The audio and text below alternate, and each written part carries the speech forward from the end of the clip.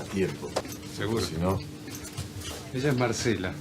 Es mi secretaria. Hablaron un par de ¿Cómo veces. estás? Ah, pero mirá qué lindos ojos. Muchas gracias. Bien, hasta luego. Hasta luego. Gracias, A vos.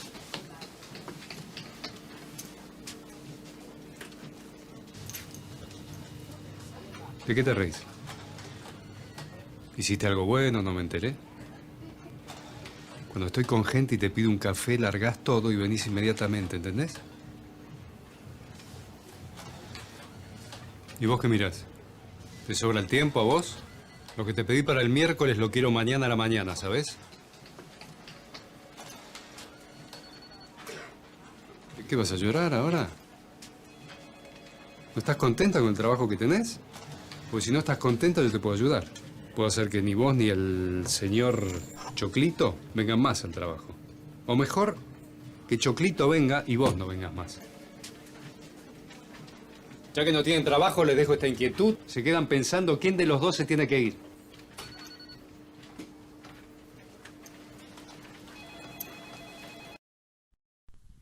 Bueno, estimados, como le comentaba al principio, el propósito del video era para contextualizar el lugar donde se desenvuelven los psicólogos de las organizaciones, en este caso el trabajo, y vimos una escena que puede ser o no típica de algún lugar, pero el propósito, digamos, es mejorar, en este caso, las relaciones interpersonales, el bienestar de las personas, a fin de que se sientan a gusto, ya como lo hemos dicho en otras ocasiones.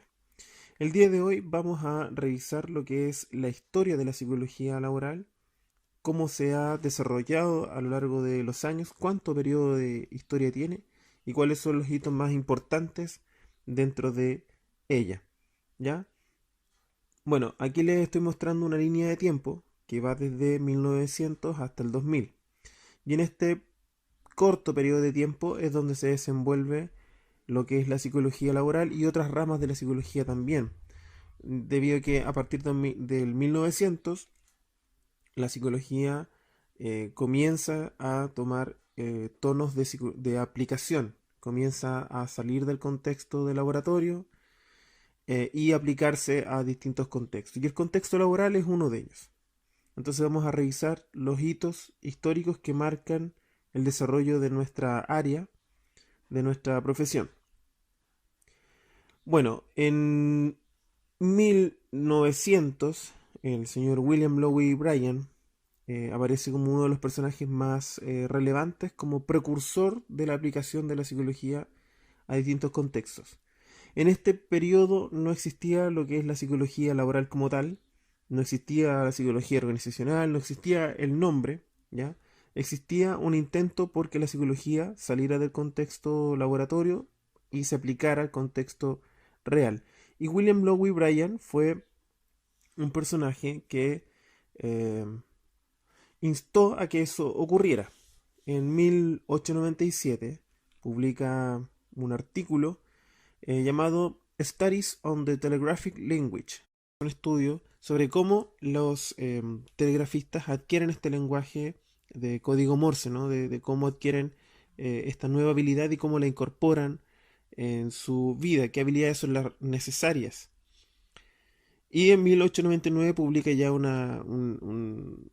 artículo con mucho mayor peso en el que publica las conclusiones de diversos estudios y la psicología, digamos, el proceso psicológico que hay detrás del proceso de aprendizaje de este nuevo tipo de lenguaje. En 1903, bueno, en 1902 se convierte en presidente de la APA y en 1903 da un discurso como presidente, digamos, y se refiere a que los psicólogos deben estudiar actividades y funciones concretas tal como aparecen en la vida real, de manera de impulsar su estudio con variables, digamos, reales en un contexto real y no tan controlado como en otros contextos. Ese mismo año, Walter D. Scott publica la teoría de la publicidad. En 1908 publica la psicología de la publicidad. Estaba interesado en aplicar la psicología al contexto publicitario. Desarrolló sus ideas en la línea de la persuasión, cómo el argumento puede afectar la comprensión del mensaje publicitario y realizó estos estudios en 1903 y en 1908. Ya por aquellos años comenzó a interesarse en lo que pensaban en este caso, la jefatura, los directorios, dueños de distintas empresas de publicidad. Y comienza a volcar sus esfuerzos en la eficiencia, ¿ya? En el mundo de los negocios. Por estos años, a principios de siglo, muchas industrias ya estaban desarrollándose y el concepto de eficiencia comienza a aparecer como algo relevante en distintos contextos laborales. Y escribe influenciando hombres de negocios el mismo año. Sus aportes se encuentran en sus estudios sobre su gestión y los argumentos como métodos para influir sobre la gente y también cómo aumentar la eficiencia humana a través de tácticas como la competencia, la lealtad y la imitación. Otro hecho importante es que en 1911 Frederick Taylor escribe Los principios de la administración científica. Partió como un obrero, terminó siendo el gerente de una compañía, por lo tanto todos sus logros son a través de la experiencia. Sus aportes se encuentran en el rediseño del trabajo para alcanzar una mayor producción, de forma que tanto la empresa como los trabajadores obtuvieran mayores ingresos y mayor producción. Escribió un libro donde vierte, digamos, su experiencia y describe cómo hacer el trabajo de mejor forma. Entonces escribe algunos principios de la organización racional del trabajo. Él dijo, es importante aplicar ciencia, es importante aplicar la razón al trabajo. Si bien el libro se llama Los principios de administración científica, no utiliza el método científico como tal, ¿ya? Entonces, entre estos principios está el análisis del trabajo y el estudio de los tiempos. Dijo que era importante estudiar o minimizar la fatiga humana en el contexto laboral, dividir el trabajo y especializar al obrero, diseñar cargos y trabajos para cada uno de ellos, incentivarlos salarialmente, ya que las personas lo único que les interesa o les motiva es el dinero o la adquisición de bienes físicos. Por eso desarrolla su idea respecto al Homo economicus, como las personas les interesa el dinero o la adquisición de bienes materiales. Entre la organización racional del trabajo también planteó que era importante preocuparse por las condiciones ambientales del trabajo, tomando en cuenta el espacio de trabajo, las herramientas, la estandarización de métodos y procesos, ¿ya? Y también máquinas. Estandarizar, él acuñó el concepto de estandarizar, refiriéndose a que era importante tener una unidad de medida contra el cual contrastar resultados o actividades. Entonces, al estandarizar, lo que él hace es igualar, colocar un estándar. Y el concepto de supervisión funcional. Vamos a revisar cada uno de estos elementos a través de algún ejemplo. Respecto a lo que es la fatiga humana, él hablaba de la importancia de que en el lugar de trabajo los trabajadores contaran con herramientas y con un lugar de trabajo que les permitiera evitar al mínimo la fatiga o el cansancio o lastimarse o dañarse. No con un propósito de preocuparse de la salud de las personas, sino que con un propósito más bien económico, de productivo, ¿sí? A fin de que la persona no se lastime y aumente su ritmo de trabajo. Por lo tanto, buscó reducirlos a una expresión en la que tuviera que, digamos, desempeñarse casi como un engranaje. Si creen que esto ya, digamos, desapareció y esto ya no ocurre, bueno, hay muchos ejemplos de empresas de línea y de ensamblado que siguen utilizando el mismo método. Vamos a revisar uno que es el de las televisiones, ¿sí? Las televisiones que están en sus casas. Aquí se muestra cómo estas se ensamblan. Y pueden ver que hay una cinta, digamos, por la cual van a través de producción, en la que la televisión se va armando y las personas que están en esa cinta tienen distintas funciones, ¿ya? Algunas colocan el marco, otros la pantalla y otros van colocando circuitos, sistemas de audio y van conectando cada una de estas piezas. Entonces cada una de las televisiones o pantallas que pasa por una estación de trabajo tiene una actividad distinta. ¿sí? En cada estación se realiza algo diferente y hay personas preocupadas de eso. Y así como esta cinta se extiende a lo largo y cada una de las personas se vuelve eficiente en lo que hace porque realiza una tarea repetitiva, ¿ya? También pueden ver en este video cómo las herramientas de las personas, destornilladores, ya, principalmente destornilladores, pero también eh, lectores de como código de barra, están todos colgando, ¿ya? A fin de que la persona no tenga que atornillar, ya se han vuelto, digamos, eh, hecho hidráulicas y solamente colocan el destornillador y este atornilla o destornilla. Y así ven como la televisión pasa por distintas estaciones, va siendo probada y revisada, y es así como se produce una tele, digamos. Y esto mismo aplica a muchas industrias, ¿ya? En el área agrícola, en los packing, donde se revisa y se hace selección de frutas antes de su exportación, ocurre lo mismo, ¿sí? Colchones, ¿ya? Les voy a mostrar otro contexto en el que, bueno, un poco más de la época, digamos, un video de Charlie Chaplin, donde vemos que en la industria ocurría algo similar, ¿sí? Bueno, esta mirada, ¿qué es lo que nos da? Digamos, una preocupación por la producción, pero no necesariamente una preocupación por el bienestar de la persona, ¿sí? Obviamente, al producir más, se gana más, sobre todo si se paga por pieza y no por jornada, como veremos. Pero sin duda esto tiene un impacto a nivel psicológico, a nivel emocional, y Chaplin en aquellos años ya lo mostraba en esta película, ¿sí? Como podrán ver a continuación, el personaje termina, como conocemos hoy, sobrepasado o estresado.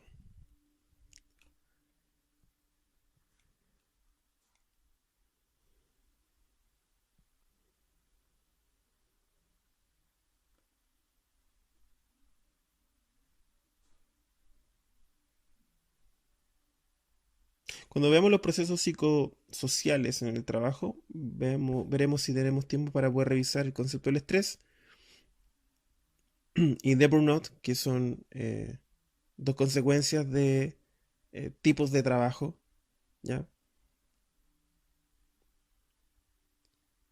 Y que en este caso tienen consecuencias a nivel del comportamiento, a nivel de las emociones, de la cognición, digamos, de los trabajadores, de las personas, ¿sí?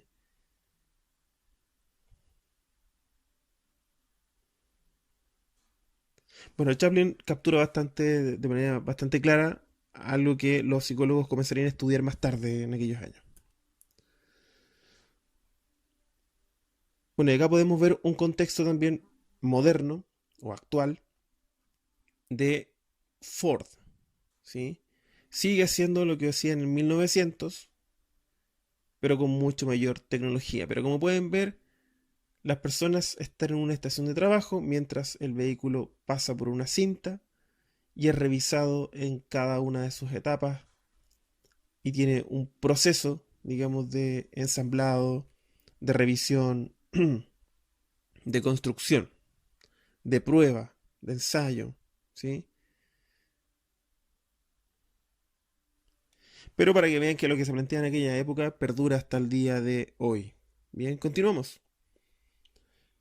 Bueno, Taylor también planteó el concepto de cargo. Aquí ven ustedes tres tareas: taladrar, perforar y atornillar.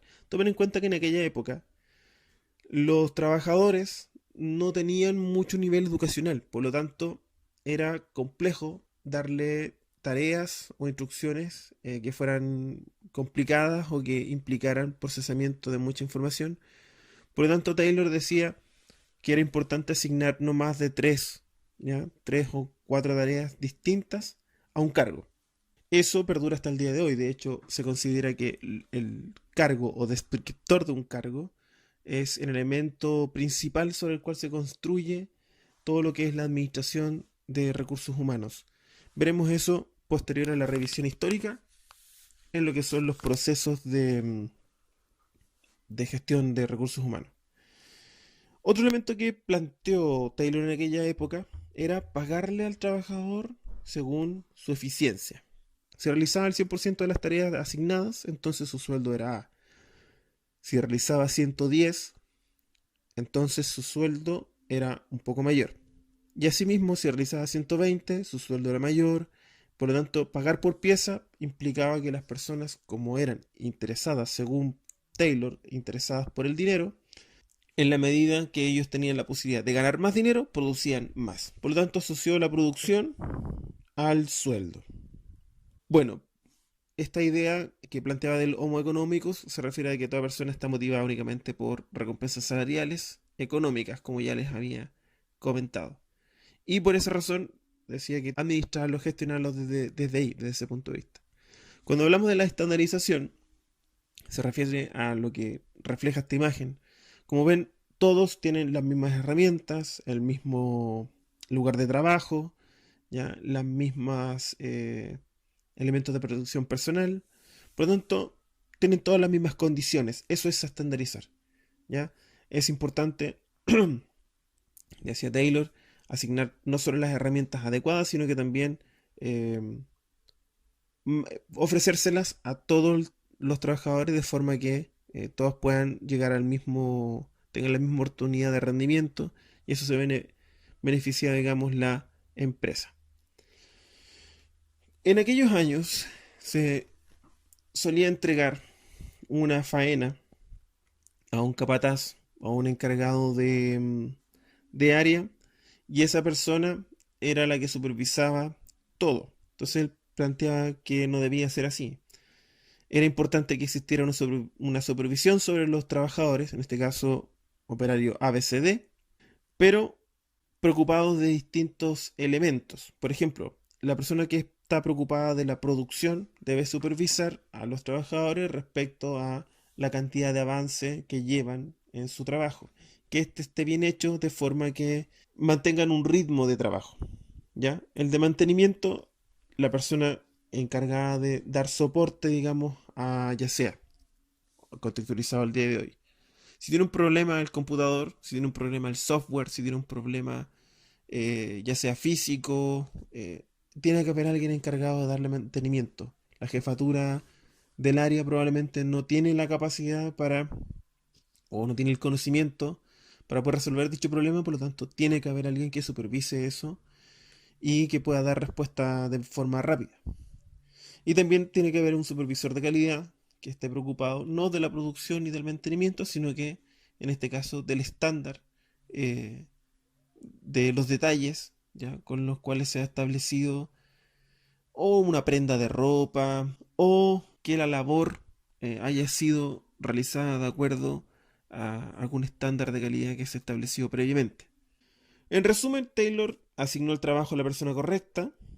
Por ejemplo, si un trabajo era de tipo pesado, no delegar ese tipo de actividades a las personas que fueran más delgadas o que tuvieran problemas de sobrepeso, sino que aquellas que tuvieran más fuerza.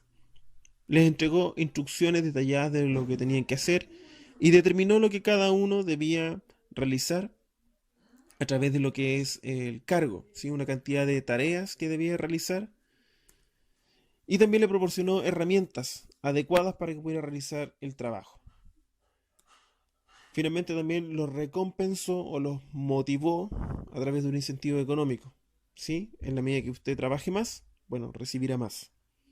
Ese mismo año, Lillian Moller Gilbert publica Estudio del Movimiento, donde describe el método de estudio de tiempos y movimientos que le proporcionó a la industria una forma sistemática de identificar y analizar el número de movimientos y la cantidad de tiempo que una persona necesita para completar una tarea específica. Fue una psicóloga e ingeniera que, junto a su esposo, Frank Bunker Gilbert, desarrolló métodos para aumentar la eficiencia de los empleados industriales, principalmente con los estudios del tiempo y el movimiento. Ella se sumó rápidamente al entusiasmo de Frank Gilbert por lograr la eficiencia en los puestos de trabajo en el sector de la construcción, y ambos colaboraron entre sí aplicando las ciencias sociales a la gestión industrial, haciendo siempre hincapié que el trabajador era más importante que los factores no humanos. En 1916 publica El estudio de la fatiga y en 1917 El estudio aplicado del movimiento, publicaciones que complementaron conocimientos previos que había desarrollado Frank respecto a la fisiología y de tipo mecánico. En 1924, tras la muerte de Frank Gilbert, asume la presidencia de la empresa de consultoría que ambos tenían juntos, y se mantuvo activa en la investigación, la docencia y la escritura. Ocupó cargos docentes en varias universidades hasta 1948, en 1943 en Newark, en Purdue y también en Wisconsin, donde estuvo hasta 1955.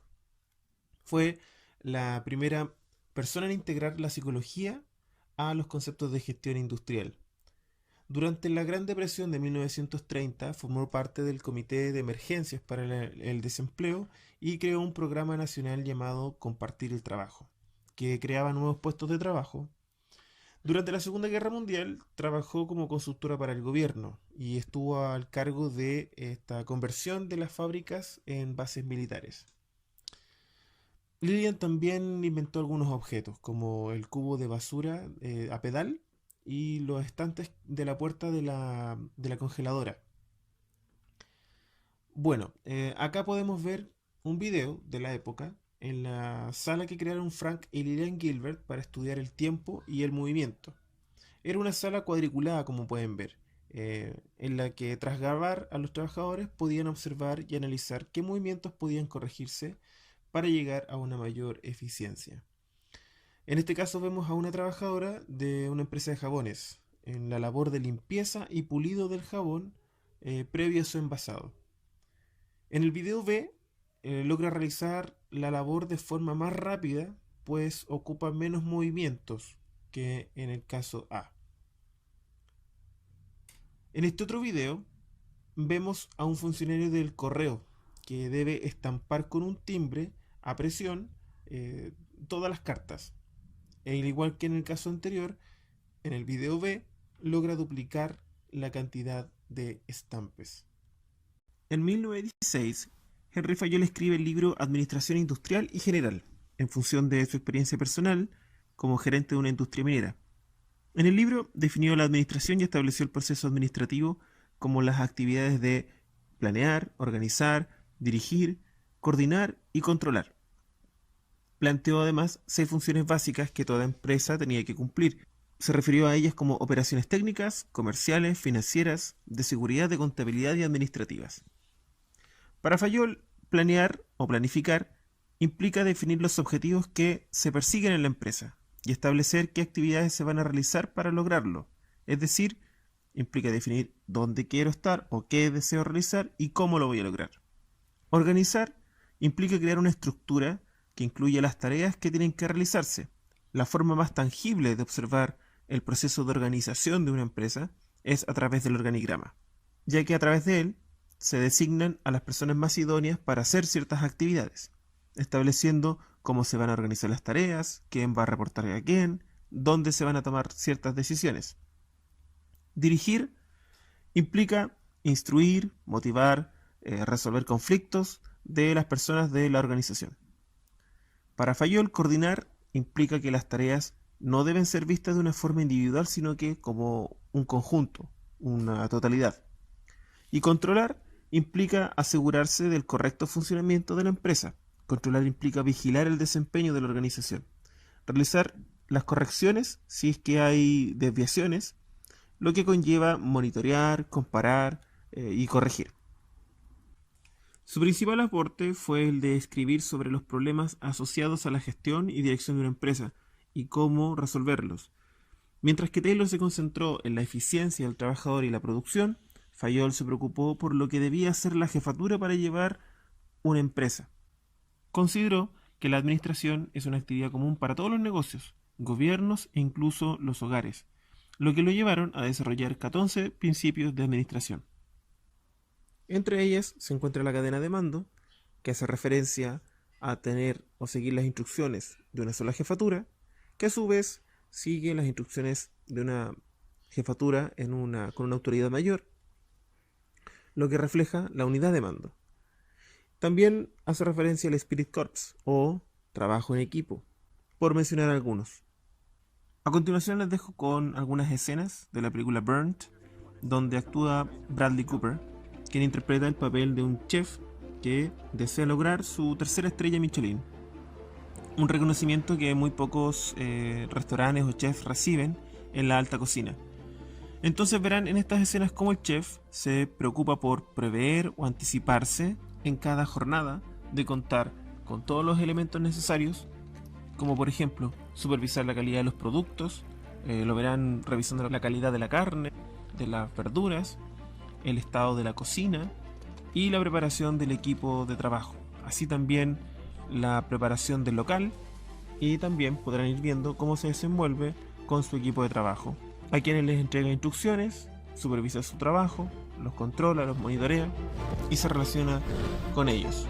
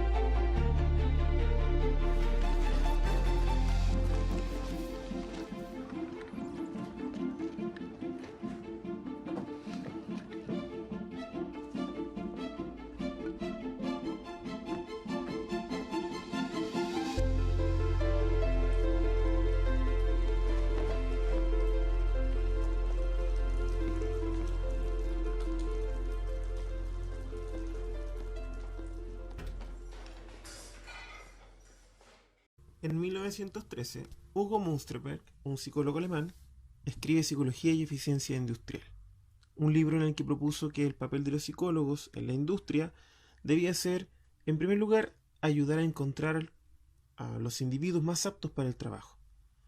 Es decir, asentó las bases del reclutamiento y de la selección como la conocemos hoy. En segundo, determinar en qué condiciones psicológicas se puede obtener la máxima productividad para el hombre. Es decir, se refirió a lo que es el ambiente psicológico o clima laboral.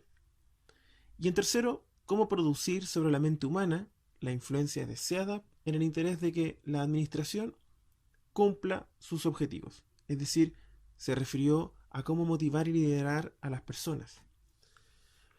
También se refirió a cómo utilizar las teorías del aprendizaje para enseñar en los puestos de trabajo a realizar el trabajo. Es decir, también se refirió a las bases de lo que es la capacitación como la conocemos hoy. Este psicólogo fue pionero en la aplicación de la evidencia empírica y asentó las bases de la psicología aplicada, la industrial, y también la forense, razón por la cual se le reconoce como el padre de la psicología aplicada. Muchos en aquella época lo definieron como un visionario, pero también como una víctima, sobre todo porque no todas las figuras renombradas de aquella época querían ceder ante esta visión científica, creativa, pero rigurosa. Escribió numerosos trabajos para enseñar a las personas a hallar su vocación profesional. Se preocupó por demostrar cómo ciertos comportamientos se debían en realidad a ciertas alteraciones cerebrales. Ayudó a comprender mejor los procesos de memoria y la figura en el caso de los testigos durante los procesos judiciales. Y la verdad es que inició un trabajo en distintas áreas, lo que le lleva a ser reconocido como el padre de la psicología aplicada. Su ascendencia alemana creó cierta hostilidad, sobre todo cuando llegó la Primera Guerra Mundial. Fue duramente criticado y sus ideas revolucionarias para la psicología y el mundo no siempre fueron bien recibidas. En más de algún caso, exalumnos llegaron a afirmar que era un espía alemán. Entonces consiguieron que Münsterberg perdiera amigos, colegas y parte del prestigio que él había logrado. Lamentablemente muere o fallece en diciembre del 1916 durante una conferencia a causa de una hemorragia cerebral. Dejo aquí algunos de los libros y artículos que escribió entre 1899 y 1916. En 1899 escribe Psicología y Vida. 1905 escribe Los principios del arte de la educación. 1906, Ciencia e idealismo, para luego pasar a Psicología y el crimen, Psicoterapia, el fenómeno del subconsciente, Psicología general y aplicada, Psicología y salud social, La paz en América, Mañana, cartas a mi amigo en Alemania, y The Photoplay, o película, como puede traducirse en aquellos años.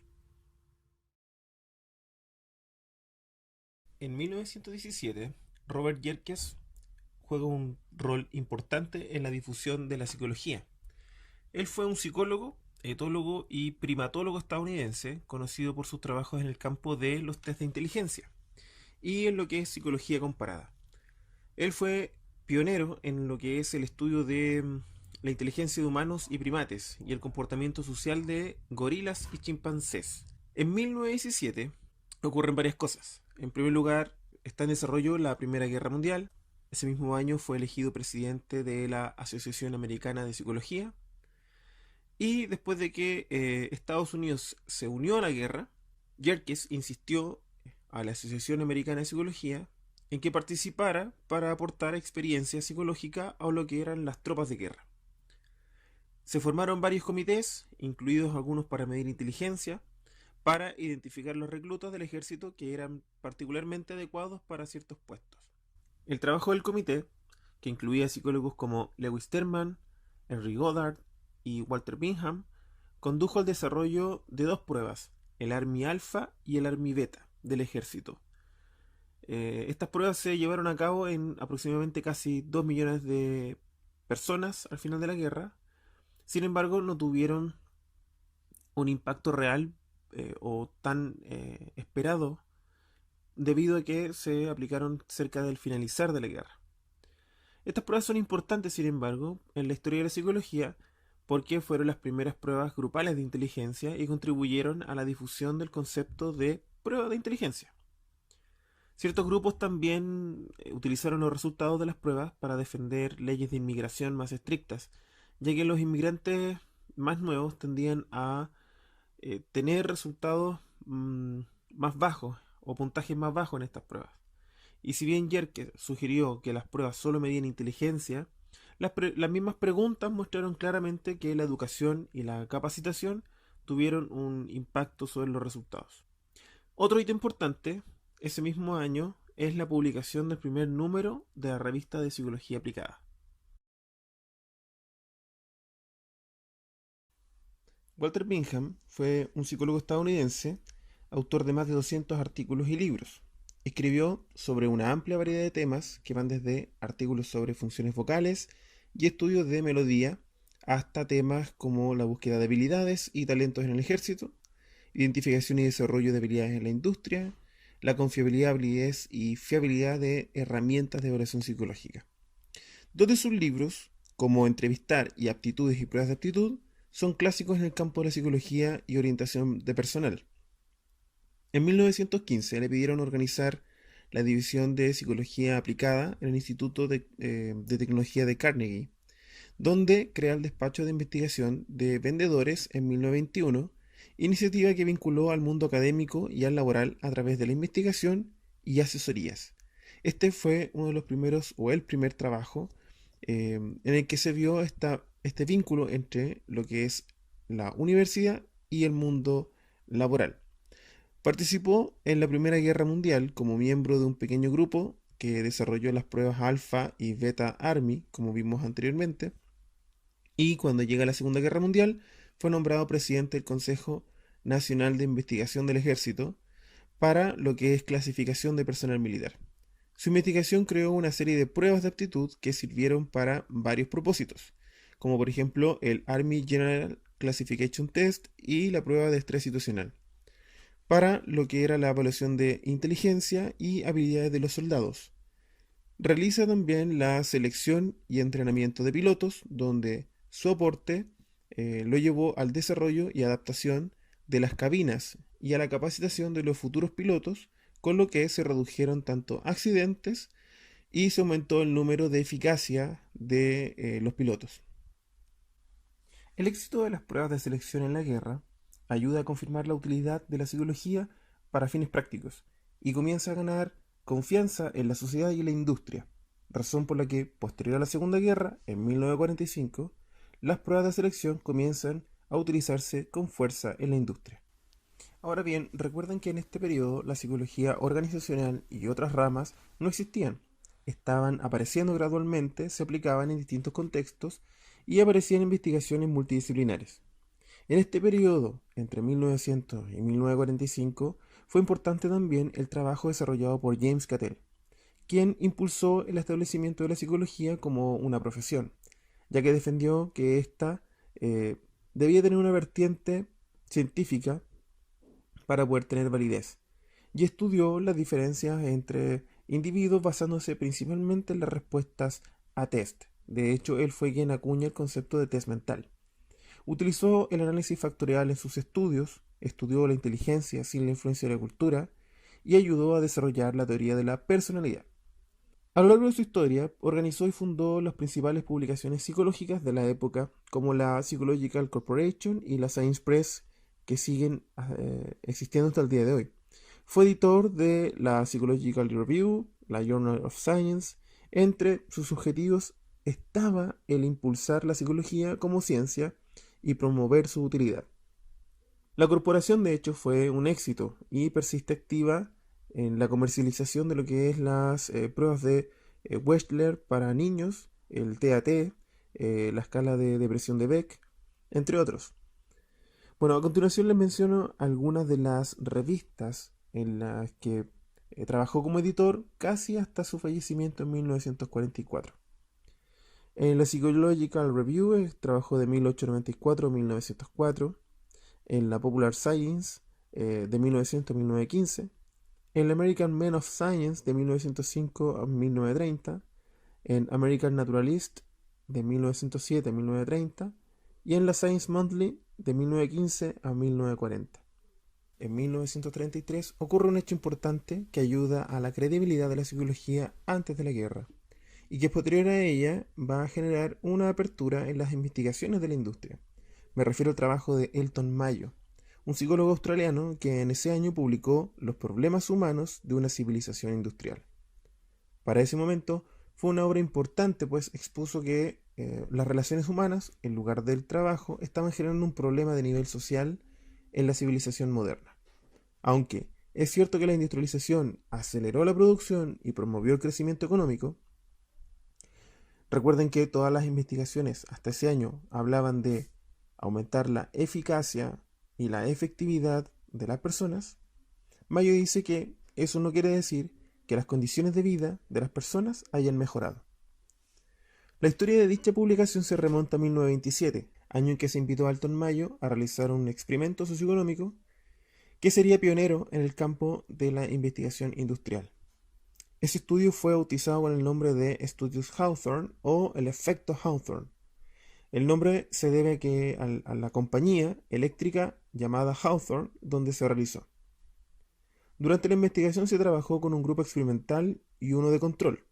Ambos grupos estaban conformados por un grupo pequeño de trabajadoras, una jefatura, que eran psicólogos encubiertos, y estaciones de trabajo que permitían medir el rendimiento individual de las trabajadoras. Al grupo experimental se le realizaron varias reformas temporales en los horarios, en el salario, en los descansos, en condiciones de iluminación, en grados de supervisión. La intención era determinar por medio de la observación cuáles serían las condiciones más favorables para impulsar y aumentar la productividad. El estudio se extendió por 5 años y finalizó sin conclusiones claras. En un principio, Elton Mayo pensó que los estímulos económicos servirían como una estrategia para aumentar la eficiencia de los empleados. Sin embargo, los resultados se contradecían a este postulado. Entrevistas posteriores permitieron comprender que lo que provocó el aumento de la productividad era la mayor atención que se les estaba prestando a las trabajadoras, pues éstas trabajaban en una instalación distinta a la de las demás, percibían un trato diferencial y a lo largo de los años se les ofrecieron modificaciones de horario, descansos y también en su forma de obtener la remuneración, que otras trabajadoras no recibían. Ahora bien, recuerden que en aquellos años las mujeres no gozaban de sus derechos como hoy, y trabajar era mal visto. Los resultados de dicho proyecto causaron gran sorpresa y asombro. Realmente fue un descubrimiento que revolucionó el pensamiento de los presidentes de las empresas y de la industria en todos sus niveles. A partir de ese momento, muchas empresas comienzan a pensar en cómo cambiar sus métodos de administración, y a partir de 1945, posterior a la época de la guerra, comienza el interés por estudiar el liderazgo, la motivación humana, los equipos de trabajo y el clima laboral. Chester Barnard fue un ejecutivo, administrador público y un economista destacado, autor de los primeros trabajos en lo que es la teoría de la administración y el estudio de las organizaciones.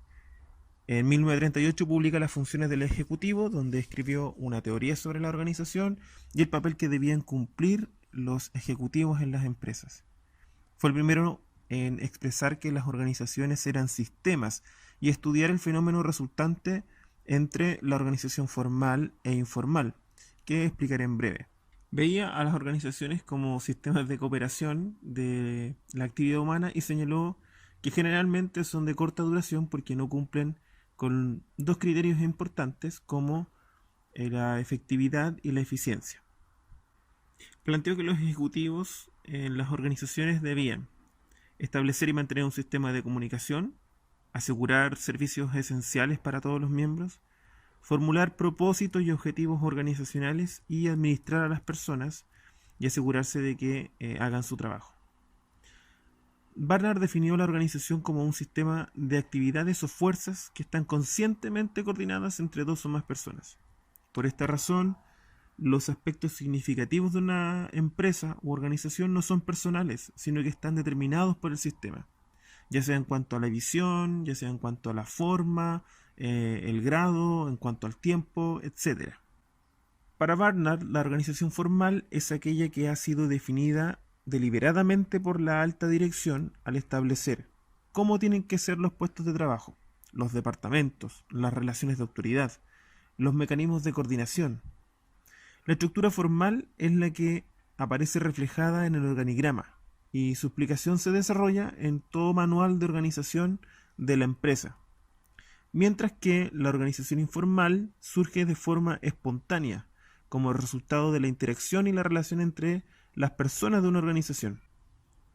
La importancia de prestarle atención a ambas formas de organización está en que existe un aspecto de la organización que no es controlable ni predecible, pero que afecta diversas facetas como el clima laboral, la cultura de la organización, el desarrollo de los equipos de trabajo, la confianza, el sentimiento de pertenencia. Por ello es importante prestarle atención a los detalles, como a los grupos de interés que llevan a las personas a compartir más allá del trabajo, en un bar, en un partido de fútbol, por ejemplo, y también al nivel de rumor que existe. Es importante prestarle atención al liderazgo que surge entre los compañeros de trabajo y que en algunas ocasiones puede ejercer más influencia que las órdenes de la jefatura, por mencionar algunos ejemplos. Entonces, para Barnard es importante prestar atención a la organización formal como a la informal cuando se administra una organización, cuando se dirige una empresa. Por otra parte, Barnard plantea los conceptos de eficiencia y eficacia que explicaré a través de un ejemplo. Aquí tenemos un puesto de limonada de Billy y él se ha planteado como emprendedor algunos objetivos. Vender la mejor limonada del centro de Talca o de cualquier ciudad del país. Ser reconocido como un producto de alta calidad. Vender 200 litros de limonada diaria. Para poder hacer su limonada, Billy va a necesitar de agua, va a necesitar de azúcar, obviamente limones, algunas medidas y también vasos, ¿ya? Cuando hablamos de eficiencia, estamos hablando de usar estos recursos de forma económica. Intentar hacer más con menos. La eficiencia tiene que ver con los recursos. Y se darán cuenta que nosotros en nuestras casas intentamos ser eficientes.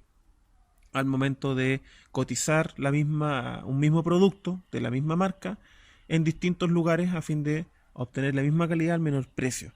Entonces, una forma de ser eficiente es reducir el costo de los productos, cambiando de proveedor, pero también se puede ser eficiente al utilizar menos tiempo en la creación de un producto, ¿ya? Entonces, ser más eficiente implica utilizar menos recursos, menos tiempo, mejorar un proceso.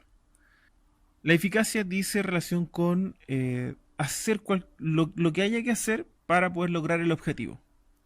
Recuerden que ese objetivo era ser reconocido como un producto de alta calidad y vender 200 litros de limonada diariamente.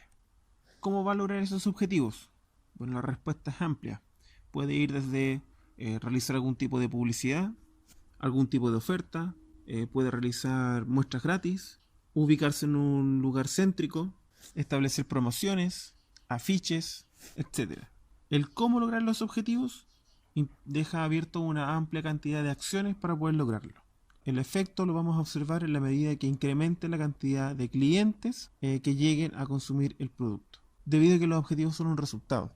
Y otra forma de apreciarlo va a ser a través de cumplir la meta de vender al menos 220 litros de limonada diaria. Cuando una persona es eficiente en el uso de los recursos y también eficaz en el logro de los objetivos, decimos que esa persona es efectiva.